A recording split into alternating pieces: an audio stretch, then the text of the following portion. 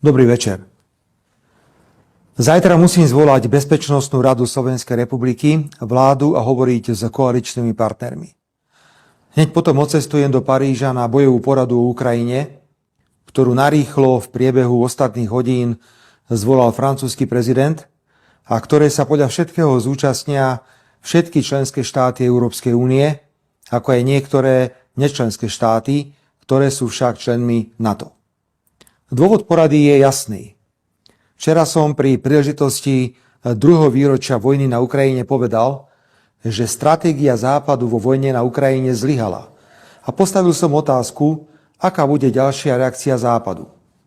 Buď po A pôjde do totálnej eskalácie napätia a ďalšej bezhraničnej vojenskej a finančnej podpory Ukrajiny, hoci si uvedomuje, že o rok či dva budeme na tom istom mieste ako teraz. Alebo po B, Západ predstaví zmysluplný mierový plán. Nebuďme naivní. Som presvedčený, že po A je správne.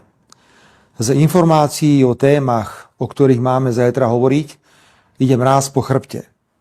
Aj preto musím zajtra ráno hovoriť s bezpečnostnými, spravodajskými a politickými zložkami štátu.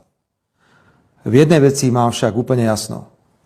Aj keby ma mal môj postoj stáť funkciu predsedu vlády, urobím všetko, aby som zabránil priamej účasti slovenských vojakov vo vojne na Ukrajine.